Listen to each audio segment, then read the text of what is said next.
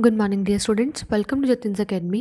Today in this class, we are going to start with 6th chapter of class 7th ICSE Chemistry, that is characteristics of chemical reaction. So let's get started. First of all, we are having the introduction related to chemical reactions. First of all, we are having the definition. तो देखो definition में क्या है कि जो chemical changes होते हैं, chemical changes हमेशा क्या करते हैं कि new substances को form करती है. हमें पता नहीं चीज़ तो physical changes, chemical changes, physical changes वो चेंजेस है जिसमें कोई न्यू सब्सटेंस फॉर्म नहीं होता, बट केमिकल चेंजेस ऐसे सब्सटेंसेस, ऐसी रिएक्शंस हैं जिसमें कोई ना कोई न्यू सब्सटेंस फॉर्म होता है. ठीक है, इसको हम रिप्रेजेंट कैसे करते हैं केमिकल चेंजेस को? इसको हम रिप्रेजेंट करते हैं केमिकल रिएक्शंस की फॉर्म में. फॉर एग्जांपल मेरे पास HCl है, हाइड्रोक्लोरिक एसिड, उसमें मैंने सोडियम हाइड्रोक्साइड डाल दिया. ठीक है, NaOH डाल दिया, तो उसके कोई ना कोई रिएक्शन होगी. ठीक है, कोई ना कोई केमिकल रिएक्शन होगी. तो इस केमिकल रिएक्शन में क्या होगा, देखो कि NaCl सॉल्ट बन जाएगा, कॉमन सॉल्ट बन जाएगा, प्लस वाटर क्या है बाहर आ जाएगा. ठीक है, तो इस पूरी जो हमारे पास ये केमिकल चेंजेस को रिप्रेजेंट करने के लिए हमने कुछ फार्मूलाज वगैरह यूज़ किए. इस पूरी रिप्रेजेंटेशन को हम केमिकल रिएक्शन बोलते हैं कि ये केमिकल रिएक्शन की फॉर्म में हमने लिख दिया. ठीक है, एक और क्या होगा कि न्यू सब्सटेंस बनेगा. हमेशा जो केमिकल चेंजेस है उसमें इंटायरली डिफरेंट सब्सटेंस बनता है. जो भी हम सब्सटेंस यूज़ करते हैं वो सब्सटेंस यूज़ करने के बाद जो एंड प्रोडक्ट हमें मिलता है वो एंड प्रोडक्ट इंटायरली डिफरेंट होता है, न्यू सब्सटेंस होता है. Next we are having some examples related to chemical change. First example we are having rusty iron. अगर मेरे पास कोई भी आयरन की, फॉर एग्जांपल ये नेल है, अगर मैं आयरन की नेल को ऑक्सीजन और मॉइस्चर में ऐसे ही छोड़ दूँ, मतलब इन्वायरमेंट में ऐसे ही छोड़ दूँ, तो उसके ऊपर एक रेडिश ब्राउन कलर की ना वो एक लेयर बननी स्टार्ट हो जाएगी. उस लेयर को हम क्या बोलेंगे कि वो रस्ट बन गया. ठीक है, मतलब क्या है कि जो आयरन है वो रस्ट बन जाएगा, मतलब उसके ऊपर एक रेडिश ब्राउन लेयर आ जाएगी जिसको हम रस्ट बोलेंगे. तो वो कौन सी केमिकल चेंज है? न्यू सब्सटेंस बना ना, क्योंकि रस्ट एक बिल्कुल न्यू सब्सटेंस है और जो पहले आयरन था वो एक बिल्कुल न्यू डिफरेंट सब्सटेंस था. ठीक है, नेक्स्ट एग्जांपल है हमारे पास बर्निंग ऑफ वुड. अगर आप वुड को बर्न करोगे इन द प्रेजेंस ऑफ ऑक्सीजन तो वो क्या कुछ बनाएगा? वो ऐश बनाएगा, स्मोक बनाएगा और हीट बनाएगा. क्योंकि वुड तो डिफरेंट था, इंटायरली डिफरेंट था, और जो न्यू प्रोडक्ट्स बने वो डिफरेंट है. तो ये कौन सी चेंज होगी? Chemical change. ठीक है, नेक्स्ट है कुकिंग ऑफ एन एग. अगर आप वैसे एग को देखो, रॉ एग को देखो, तो उसके अंदर क्या होता है? येलो पोर्शन होता है. येलो पोर्शन होता है, थोड़ा सा लिक्विड होता है. बट अगर सेम एग को आप क्या करो, बॉईल करना, कुक करना स्टार्ट कर दो, तो कुकिंग के बाद क्या होगा कि जो लिक्विड पार्ट था वो सॉलिड पार्ट में कन्वर्ट हो जाएगा, which is entirely different from that of old one. ठीक है, जो पुराने प्रोडक्ट से बिल्कुल डिफरेंट था. तो ऐसे हम इस एग्जाम्पल्स को बोलेंगे एग्जाम्पल्स है केमिकल चेंजेस की. Next we are having occurrence. अभी जो केमिकल चेंजेस, जो हम केमिकल रिएक्शंस में रिप्रेजेंट करते हैं केमिकल चेंजेस को, वो जो केमिकल चेंजेस होते हैं वो कैसी आती है, क्या उनकी अकरेंस है? फर्स्ट तो उनका नेचुरल. कोई जो केमिकल रिएक्शंस होती हैं, जो केमिकल चेंजेस होती हैं वो नेचुरली होती हैं. जैसे लीव्स है, लीव्स का कलर चेंज होता रहता है ना, जैसे कलर उसका पहले ग्रीन था फिर येलो हो गया, तो वो नेचर का काम है, वो तो नेचुरल काम है. वो केमिकल चेंजेस कई नेचुरल होते हैं. ठीक है, कई केमिकल चेंजेस ह्यूमन कॉज्ड होते हैं, जैसे हमने कोई बेकिंग कर ली, कुकिंग कर ली. ठीक है, ये सभी कुछ क्या हो जाएंगे? ह्यूमन कॉज्ड केमिकल चेंजेस है. नेक्स्ट आ जाएगा द सन्स सीक्रेट. कोई ऐसे मतलब केमिकल रिएक्शंस होते हैं जिनकी सरफेस पे अगर सन की हीट या लाइट पड़े ना, उसके बाद वो केमिकल रिएक्शन होनी स्टार्ट हो जाती है, केमिकल चेंजेस आने स्टार्ट हो जाते हैं. ठीक है, जैसे जो हाइड्रोजन है वो हीलियम में कन्वर्ट हो जाता है और बहुत सारी एनर्जी प्रोड्यूस करता है, रिलीज करता है अगर उस पर सनलाइट ज़्यादा फॉल करे. ठीक है, नेक्स्ट और क्या हो सकता है? Atoms in motion. जो एटम्स होते हैं, जो मतलब जो मॉलिक्यूल्स होते हैं, मॉलिक्यूल्स में जो एटम वगैरह होते हैं, उनको ब्रेक अपार्ट करने का और जॉइन करने का डिफरेंट मेथड्स होते हैं सभी. ठीक है, जो डिफरेंट मेथड्स वो यूज़ करते हैं इसको ब्रेक करने के लिए, मॉलिक्यूल्स को या एटम्स को नज़दीक लेके आने के लिए, उन सभी कुछ करने के वक्त भी क्या होता है? केमिकल चेंज प्रोड्यूस होती है. ठीक है, केमिकल चेंज होता है. नेक्स्ट आ गया द शफल. द शफल का मतलब क्या, ध्यान से देखो, अगर मैं HCl में सोडियम हाइड्रोक्साइड डाल दूँ, ठीक है, तो वो क्या बना लेगा? सोडियम हाइड्रोक्साइड डालने के बाद NaCl, that is salt plus water. इसमें कुछ नहीं हुआ, इसमें सिर्फ शफल हुए एलिमेंट्स. जैसे जो ये सोडियम था ये क्लोरीन के साथ लग गया. ठीक है, और जो हाइड्रोजन था ये OH हाइड्रोक्साइड के साथ आके लग गया. ऐसे जो पेयर है, एटम्स है, वो एक से ब्रेक करते हैं, दूसरे एक से आके ज्वाइन कर लेते हैं. ऐसे मतलब शफल करते हैं, अपने मतलब पुराने पार्टनर को छोड़ के न्यू पार्टनर के पास आ जाते हैं. तो ऐसे शफल करने से भी केमिकल चेंज प्रोड्यूस होता है. नेक्स्ट आ गया रिजल्ट. तो रिजल्ट क्या होगा कि अगर कोई भी शफलिंग वगैरह होगी, कोई भी एटम्स इन मोशन होंगे, तो उसके बाद शफल करने के बाद क्या होगा कि जो न्यू प्रोडक्ट बनेगा वो इंटायरली डिफरेंट होगा, उसकी प्रॉपर्टीज इंटायरली डिफरेंट होगी from the old material. Okay, और जो भी हम ये रिएक्शंस देख रहे हैं, ये रिएक्शंस करने के लिए हमेशा कोई ना कोई एनर्जी रिक्वायर्ड होती है. ठीक है, इसको या तो हीट एनर्जी चाहिए, या लाइट एनर्जी चाहिए, या इलेक्ट्रिसिटी चाहिए. कोई ना कोई अगर आप एनर्जी दोगे तभी ये केमिकल रिएक्शन पॉसिबल है, अदरवाइज ऐसे बैठे बैठे तो कोई भी केमिकल रिएक्शन पॉसिबल नहीं है. Now we are having the main topic of this chapter that is characteristics of a chemical reaction. तो इस चैप्टर में मेनली हम 5 characteristics of chemical reaction read करने जा रहे हैं। First we are having change of colour, energy change, change of state, evolution of gas, formation of precipitates. कि अगर कोई भी केमिकल रिएक्शन होती है ना, तो केमिकल रिएक्शन होने के बाद हमें ये कुछ जो न्यू सब्सटेंस है, ये कुछ न्यू करेक्टरिस्टिक्स है कि जो हमें केमिकल रिएक्शंस में देखने को मिलती है।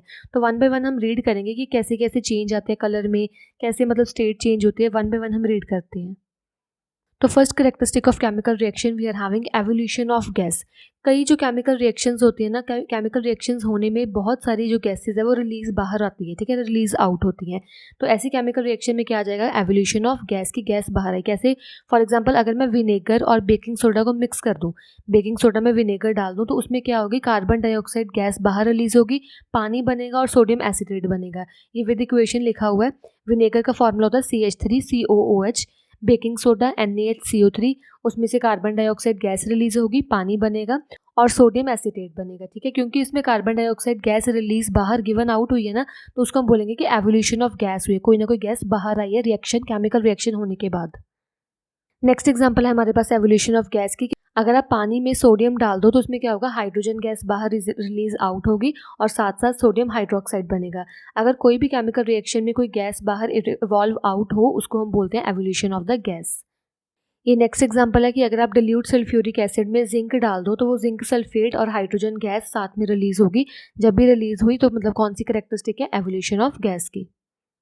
सो next example we are having of characteristic of chemical reaction कि अगर आप कॉपर सल्फाइड में हाइड्रोक्लोरिक एसिड को ऐड करते हो ना, तो इसको ऐड करने पे क्या होगा, एक तो बनेगा यहाँ पे हाइड्रोजन सल्फाइड जो कि गैशियस फॉर्म में होगा, और एक बनेगा यहाँ पे कॉपर क्लोराइड, ठीक है। जो कॉपर क्लोराइड है वो तो एक्वस सोल्यूशन में होगा, एक्वस मतलब जिसमें पानी थोड़ा सा एडेड होता है, और ये हाइड्रोजन सल्फाइड है जो वो गैशियस फॉर्म में बनेगा। और जो इसकी गैशियस फॉर्म बाहर आती है ना हाइड्रोजन सल्फाइड की, इसकी जो स्मेल होती है बड़ी, वो रॉटन एग स्मेल, मतलब जो खराब अंडे की तरह स्मेल होती है ना, वैसी स्मेल होती है, ठीक है।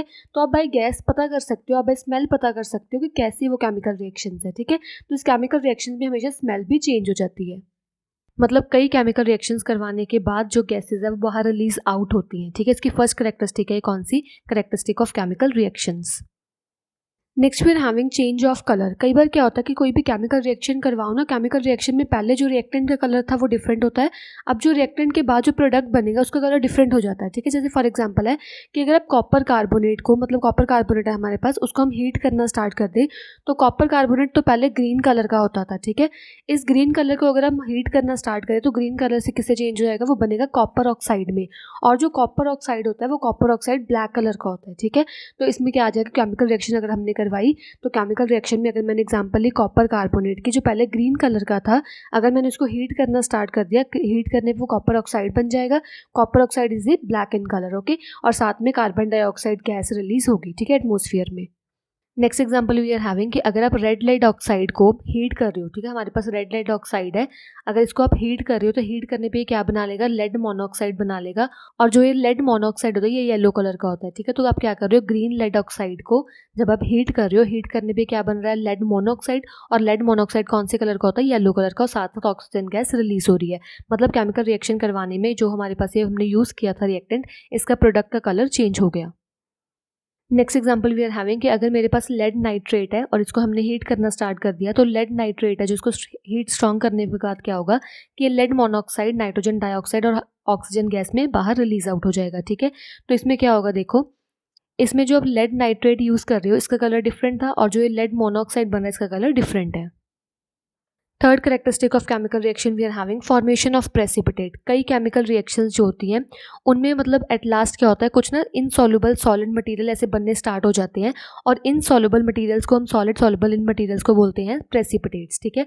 मतलब कई केमिकल रिएक्शंस में जब केमिकल रिएक्शन हो जाती है, जब प्रोडक्ट बनना स्टार्ट होता है, प्रोडक्ट बनने में जो वाइट सॉलिड कुछ पीपीटी मतलब प्रेसिपिटेट्स बनने स्टार्ट हो जाते हैं, तो इसको हम बोलते हैं formation of precipitates. Like here we are having the formation of the sodium hydroxide and copper sulphate. अगर मैं सोडियम हाइड्रोक्साइड में कॉपर सल्फेट डाल दूं तो वो कॉपर हाइड्रोक्साइड जो डीप ब्लू प्रेसिपिटेट्स, मतलब इसके जो प्रेसिपिटेट्स बनने स्टार्ट हो जाएंगे। प्रेसिपिटेट मतलब एक सॉलिड मटेरियल होता है कि जो सोल्यूशन में अच्छे से मिक्स नहीं होता, बट हमें दिख रहा होता है कि कुछ मतलब सॉलिड सॉलिड पार्टिकल्स पड़े हैं वहाँ सोल्यूशन में, ठीक है। तो ये क्या होते हैं, ये होते हैं प्रेसिपिटेट्स। नेक्स्ट एग्जांपल है कि अगर आप लेड नाइट्रेट को पोटेशियम आयोडाइड में आप ऐड करोगे तो उसमें क्या बनेगा, लेड आयोडाइड बनेगी। ये गोल्डन येलो कलर के ना प्रेसिपिटेट ऐसे मतलब सॉलिड मटेरियल से बनने स्टार्ट हो जाएंगे, इसको हम बोलेंगे प्रेसिपिटेट। और ऐसी रिएक्शंस को हम प्रेसिपिटेशन रिएक्शन भी बोलते हैं जिसमें प्रेसिपिटेट फॉर्म होते हैं। नेक्स्ट एग्जांपल है हमारे पास फॉर्मेशन ऑफ प्रेसिपिटेट की। अगर फेरस सल्फेट में आप सोडियम हाइड्रोक्साइड को ऐड कर दो तो वो सोडियम सल्फेट बना लेता है। सोडियम सल्फेट और फेरस हाइड्रोक्साइड, और जो फेरस हाइड्रोक्साइड होता है वो डर्टी ग्रीन प्रेसिपिटेट्स मतलब ऐसे ग्रीन प्रेसिपिटेट्स है जो हमें सोल्यूशन में दिखने स्टार्ट हो जाते हैं। Next example we are having कि अगर आप सिल्वर नाइट्रेट में सोडियम क्लोराइड को ऐड कर दो तो उसमें वो क्या बनाएगा, सोडियम नाइट्रेट बनाएगा। और सिल्वर क्लोराइड जो AgCl होते हैं, AgCl क्या करते हैं, वाइट प्रेसिपिटेट के फॉर्म में ऐसे हमें दिखना स्टार्ट हो जाता है कि थोड़े से सॉलिड मटेरियल्स में कि वो मतलब प्रेसिपिटेट बनने स्टार्ट हो गए। Next characteristic of chemical reaction we are having और chemical change we are having energy change. तो हमें क्या करना होता है, जो भी केमिकल रिएक्शन आपने करवानी है, केमिकल रिएक्शन करवाने के लिए एनर्जी तो आपको चेंज करवानी पड़ती है, या तो उसको कूल करना पड़ता है या उसको हीट करना पड़ता है। ठीक है, कई केमिकल रिएक्शंस में एनर्जी रिलीज होती है और कई केमिकल रिएक्शन में हमें एनर्जी देनी पड़ती है। ठीक है, जो तो केमिकल्स रिएक्शन में एनर्जी बाहर रिलीज होती है, जैसे फॉर एग्जांपल आपने क्विक लाइम में वाटर को ऐड कर दिया। ठीक है, उसको आपने क्या करना, जब ऐड करोगे, ऐड करने पे आप क्या देखोगे, वो कैल्शियम हाइड्रोक्साइड बना लेगा और साथ साथ हीट एनर्जी बाहर रिलीज आउट होगी। अगर आप वो बीकर को टच करके देखोगे ना जिसमें आपने कैल्शियम ऑक्साइड और वाटर को ऐड किया था, उसमें कैल्शियम हाइड्रोक्साइड तो बन जाएगा। ठीक है, अगर आप बीकर को टच करके देखोगे ना, बीकर थोड़ा सा गर्म होगा। गर्म होने का मतलब क्या है कि जो दोनों ये रिएक्टेंट्स जब कंबाइन किए, कंबाइन करने पे इन्होंने कुछ अमाउंट ऑफ हीट रिलीज की। अगर कोई भी रिएक्शंस कुछ अमाउंट ऑफ हीट रिलीज करें, उस रिएक्शंस को हम बोलते हैं exothermic reactions. Like for example we are having कि अगर मेरे पास ये मैग्नीशियम रिबन है, एक ना मेरे पास मैग्नीशियम रिबन ऐसे होता है, अगर मैग्नीशियम रिबन को मैं ऑक्सीजन की प्रेजेंस में हीट करना स्टार्ट कर दूं तो वो मैग्नीशियम ऑक्साइड बना लेता है, थोड़ा ना प्रेसिपिटेट ऐसे वाइट वाइट कलर की बनाने स्टार्ट कर लेगा, ऐश बनाने स्टार्ट कर लेगा। तो वो जब मैग्नीशियम को आप इन the presence of oxygen burn करना स्टार्ट करोगे तो वो मैग्नीशियम ऑक्साइड तो बनाएगा, प्लस उसके साथ बहुत सारी amount of energy release out भी करेगा। ठीक है, तो वैसी रिएक्शंस को आप क्या बोलते हो, एक्सोथर्मिक रिएक्शन। और जब मैग्नीशियम रिबन को आप बर्न करते हो in the presence of oxygen, वो हमारे पास हमेशा वाइट कलर की डेजलिंग वाइट लाइट फ्लेम बनाता है, ये आप लर्न रखोगे। Next reactions we are having endothermic reactions. कई रिएक्शंस ऐसी होती हैं कि जिनको रिएक्ट करवाने के लिए हमें हीट एनर्जी खुद देनी पड़ती है पहले स्टार्टिंग में। ठीक है, तो जो मतलब कि रिएक्शंस एनर्जी को एब्जॉर्ब करते हैं केमिकल रिएक्शन स्टार्ट करवाने से पहले, उसको हम बोलते हैं एंडोथर्मिक रिएक्शन। अगर आप सोडियम बाइकार्बोनेट देखो तो सोडियम बाइकार्बोनेट हमेशा क्या करता है, हीट एनर्जी को एब्जॉर्ब पहले करता है। एब्जॉर्ब करने के बाद वो क्या बनाता है, सोडियम कार्बोनेट बनाता है, वाटर बनाता है और कार्बन डाइऑक्साइड गैस। ठीक है, अगर कोई भी हमारे पास जो रिएक्टेंट है वो एनर्जी को एब्जॉर्ब कर रहा है, हीट एनर्जी को एब्जॉर्ब कर रहा है अपने में केमिकल रिएक्शन को प्रोसीड करवाने के लिए, तो उन टाइप ऑफ चेंजेस को हम क्या बोलते हैं, एंडोथर्मिक चेंजेस और endothermic reactions. Next characteristic of chemical reaction we are having change of state. Change of state में क्या होगा, देखो अगर मेरे पास कोई भी सॉलिड मटेरियल है, ठीक है, सॉलिड मटेरियल को अगर हम थोड़ा सा हीट करना स्टार्ट करेंगे, या वैसे भी अगर आप सॉलिड मटेरियल देख लो तो सॉलिड मटेरियल के जो मॉलिक्यूल्स होते हैं ना, मॉलिक्यूल्स अपनी जगह पे वाइब्रेट करते रहते हैं। ठीक है, बट अगर वो थोड़ी सी एनर्जी रिलीज कर ले, थोड़ी सी हीट एनर्जी अपने अंदर ले ले, तो ये वाइब्रेशन है जो इंक्रीज हो जाती है और ज़ोर से वो वाइब्रेट करना स्टार्ट कर लेते हैं। ठीक है, जब मॉलिक्यूल्स और ज़ोर से वाइब्रेट करना स्टार्ट करते हैं तो उनमें जो बॉन्ड होता है ना, दोनों में बॉन्ड होता है, वो बॉन्ड ब्रेक करना स्टार्ट हो जाता है। ठीक है, अगर देखो सॉलिड में वैसे तो ऐसे पार्टिकल से बिल्कुल नज़दीक नज़दीक पार्टिकल थे, और जब मैंने हीट किया, हीट करने पे पार्टिकल थोड़े से दूर दूर आ गए, ऐसे पार्टिकल्स आ गए। ठीक है, देखो ये पहले क्या था, ये पहले सॉलिड था, अब किस में कन्वर्ट हो गए, अब ये कन्वर्ट हो गया लिक्विड में। ठीक है, तो अगर कभी भी आप कोई भी चीज़ को हीट करोगे, हीट करने पर उसकी स्टेट हमेशा चेंज होगी। तो ये कैरेक्टरिस्टिक है केमिकल रिएक्शंस का कि स्टेट चेंज करने के लिए आपको कोई ना कोई हीट एनर्जी या कोई ना कोई एनर्जी देनी पड़ती है। और इसी प्रोसेस में जिसमें हम सॉलिड को कन्वर्ट करते हैं लिक्विड में अपॉन हीटिंग, इसको हम बोलते हैं melting. Next we are having change of state then liquid to gas. अगर मेरे पास यहाँ पे लिक्विड है, लिक्विड को अगर मैं हीट करना स्टार्ट कर दूँ, लिक्विड को हीट करने पे जो मॉलिक्यूल्स है वो और दूर चले जाएंगे, और दूर चले जाएंगे मतलब किस में कन्वर्ट हो जाएंगे, गैशियस फॉर्म में कन्वर्ट हो जाएंगे। ठीक है, इनकी जो काइनेटिक एनर्जी होगी या जो डिस्टेंस होगा बिटवीन द मॉलिक्यूल्स और ज़्यादा इंक्रीज हो जाएगा। डिस्टेंस और ज़्यादा इंक्रीज होने पर क्या बन जाएगा, वो गैसेज बन जाएंगे। ठीक है, फॉर एग्जाम्पल अगर आप अमोनिया गैस लो, अमोनिया गैस को आप हाइड्रोजन क्लोराइड में आप ऐड कर दो तो वो क्या बना लेगा, वो बना लेगा अमोनियम क्लोराइड, एक मतलब फ्यूम्स बना लेगा, एक सॉलिड फॉर्म बना लेगा। ठीक है, उसको हम बोलेंगे कि उसने अपनी स्टेट चेंज कर ली, पहले वो गैशियस फॉर्म में था, अब वो किस में आ गया, सॉलिड फॉर्म में आ गया। ठीक है, नेक्स्ट एग्जांपल देखो कि अगर मेरे पास यहाँ पे एक सॉलिड है, एक लिक्विड है, ठीक है। मैंने अगर क्या करना है, सॉलिड और गैस को कंबाइन किया, सॉलिड और गैस को कंबाइन करने पे क्या बनेगा, वो लिक्विड बनेगा। कैसे? अगर मैंने यहाँ पे कार्बन ले ली, ठीक है, कार्बन को अगर मैंने ऐड करवा दिया सल्फाइड में, ठीक है, सल्फर के वेपर्स में ऐसे ऐड करवा दिया, सल्फर के वेपर्स में ऐड करवाने के वो बाद बना लेगा CH2, that is carbon disulphide. पहले कार्बन क्या था, सॉलिड फॉर्म में लिया था, सल्फाइड क्या था, सल्फर वेपर्स क्या थे, वो गैशियस फॉर्म में लिए थे। अब जो कार्बन डाइसल्फाइड बना वो लिक्विड स्टेट में बना, ठीक है। हमने मतलब क्या किया, चेंज ऑफ स्टेट कर दी कि हमने सॉलिड और गैशियस के मिक्सचर को लिक्विड में कन्वर्ट कर दिया। Next we are having catalyst. तो कैटलिस्ट क्या होता है, ध्यान से देखो। कैटलिस्ट एक ऐसे तरह के एलिमेंट्स होते हैं और ऐसे तरह के सब्सटेंसेस होते हैं, अगर आप उसको केमिकल रिएक्शंस में ऐड करवाओ ना, तो वो कैटलिस्ट क्या करेंगे, केमिकल रिएक्शंस की स्पीड को फास्ट कर देंगे। या तो केमिकल रिएक्शंस की स्पीड को फास्ट भी कर सकते हैं, कई कैटलिस्ट ऐसे होते हैं जो केमिकल रिएक्शन की स्पीड को स्लो डाउन भी कर देते हैं, ठीक है। तो मतलब वैसे वो खुद पार्ट नहीं करते, खुद वैसे वो मिक्स नहीं होते उसमें। अगर आप कोई भी केमिकल रिएक्शन में कैटलिस्ट ऐड करो ना, तो उसकी स्पीड फास्ट करके वो खुद ऐसे एज सच बाहर आ जाएगा, वो ऐसे मिक्स नहीं होगा उसमें केमिकल रिएक्शन में, ठीक है। तो ये कैटलिस्ट होते हैं। कैटलिस्ट एक्चुअली हम रीड करेंगे 2 टाइप्स के। First we are having positive catalyst. तो पॉजिटिव कैटलिस्ट एक इस तरह के सब्सटेंसेस होते हैं जो केमिकल रिएक्शन की स्पीड को इंक्रीज कर देते हैं, ठीक है। आप वो खुद अपने अंदर कुछ ऐड नहीं करते, मतलब वो केमिकल रिएक्शन में खुद नहीं ऐड होते, बट उसकी स्पीड को इंक्रीज करवाने के बाद वो एज सच खुद बाहर आ जाते हैं, ठीक है।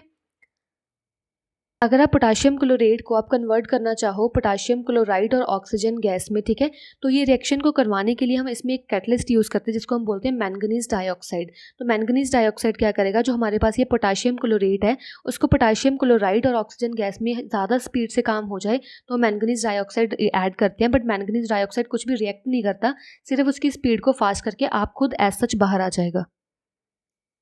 Next type of catalyst we are having negative catalyst. तो नेगेटिव कैटलिस्ट क्या होता है, जैसे पॉजिटिव कैटलिस्ट क्या करता था, रिएक्शन को, केमिकल रिएक्शन को स्पीड अप करने में हेल्पफुल होता था ना।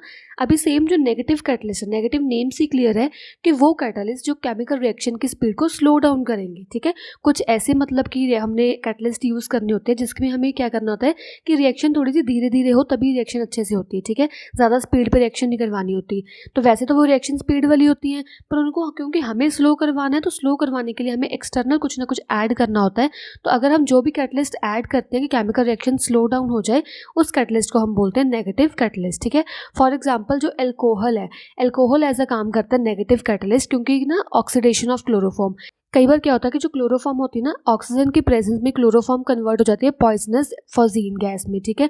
तो फॉजीन गैस काफ़ी पॉइजनस होता है, तो क्लोरोफॉर्म ऑक्सीडेशन से फॉजीन गैस में कन्वर्ट ना हो जाए, वो रिएक्शन स्लो डाउन हो जाए। स्लो डाउन कैसे होता है, उसमें अल्कोहल डाल के रखते हैं, वो गैस को अल्कोहल में रखते हैं। क्यों? क्योंकि वो क्या है, पॉइजनस फॉजीन गैस में कन्वर्ट ना हो जाए, इसीलिए उसको में अल्कोहल में डाल के रखो। इसलिए जो अल्कोहल है वो एक्ट करता है नेगेटिव कैटलिस्ट, वो रिएक्शन को फटाफट कंप्लीट नहीं करवाता, वो धीरे धीरे रिएक्शन होती है, मतलब ज़्यादा जल्दी वो फॉजीन गैस में कन्वर्ट नहीं होता।